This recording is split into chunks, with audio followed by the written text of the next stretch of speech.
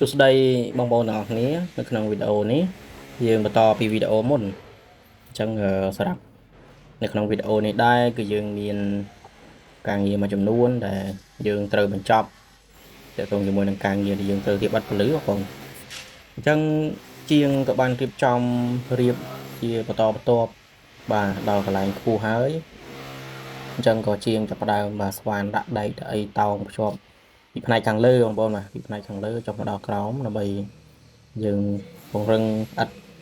ឲ្យច្បាស់ការថាវានឹងមានភាពរឹងមាំល្អអ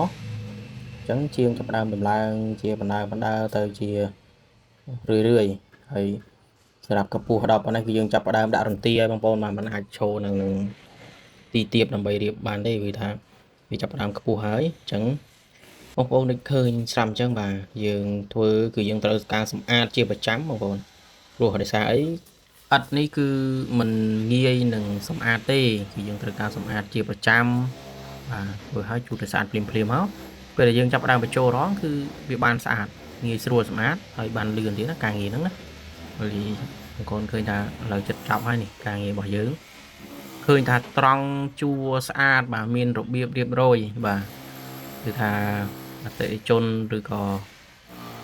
អ្វីដែលយើងរំពឹងចង់បានគឺវាដូចអ្វីដែលយើងគ្រោងទុកអញ្ចឹងណាបងប្អូនបាទមើលទៅបាទរបៀបរៀបរយបែបនេះ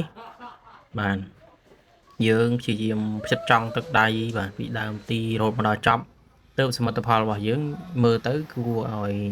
ជាទីកប់ចិត្តបាទបងប្អូនឃើញទេបាទតើតោងនឹងកំបោររបស់យើងដែលយើងបិទទៅវាចាប់ផ្ដើមហៀមកអាហ្នឹងគឺនៅពេលដែលវាស្ងួតជាងនឹងបន្តិចគឺយើងនឹងចាប់ផ្ដើមគៀវាចេញហើយបន្តទៅទៀតនេះបងប្អូនបាទនេះចាប់ផ្ដើមជាងគាត់រៀបបញ្ចប់ហើយយើងក៏រៀបចំឲ្យក្រុមការងាររបស់យើងគាត់ចាប់ផ្ដើមបញ្ចូលរងបងប្អូនបាទអញ្ចឹងដោយសារវារៀងចាំងពលឺពីក្រៅអញ្ចឹងខ្ញុំថតទៅក៏មិនសូវជាច្បាស់ប្រហែលដែរដោយសារវារៀងចាំងបាទមើលតែវាមិនសូវឃើញច្បាស់ណាអញ្ចឹងខ្ញុំព្យាយាមរកកន្លែងថតដើម្បីបងប្អូនបានឃើញច្បាស់បាទនៅទីតាំងនេះបងប្អូនបាទនេះផ្នែកខាងជាងតូចបងប្អូនឃើញទេបាទ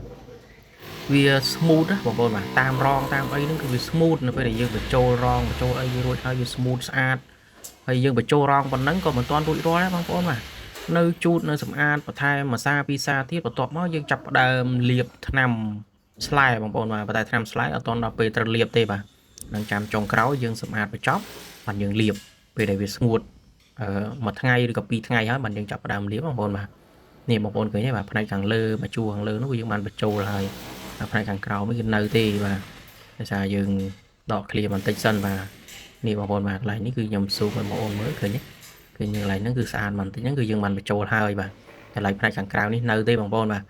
នៅទេផ្នែកខាងក្រៅនេះគឺយើងមិនទាន់បានរៀបចំបញ្ចូលទេគាត់ថាតម្រង់របស់យើងពេលដែលបញ្ចប់រួចហ្នឹងគឺវាចេញបែបហ្នឹងបាទយើងមើលពីចម្ងាយបន្តិចគឺថាដឹងថារបស់ហ្នឹងវារួចបញ្ចប់ទៅវាស្អាតយ៉ាងម៉េចណាបើថាយើងមើលចិត្តអាហ្នឹងគឺយើងឃើញថារបស់ហ្នឹងវាមិនតាន់រួចរាល់ទេវានៅតាមរងតាមអីហ្នឹងគឺយើងត្រូវបន្ថែមរងដើម្បីឲ្យវាស្អាតអញ្ចឹងបងប្អូនបាទវីដេអូរបស់យើងក៏ឈានដល់ទីបញ្ចប់ដែរបងប្អូនបាទអញ្ចឹងសូមគោរពជំរាបលាបងប្អូនជួបគ្នានៅវីដេអូក្រោយបាយបាយ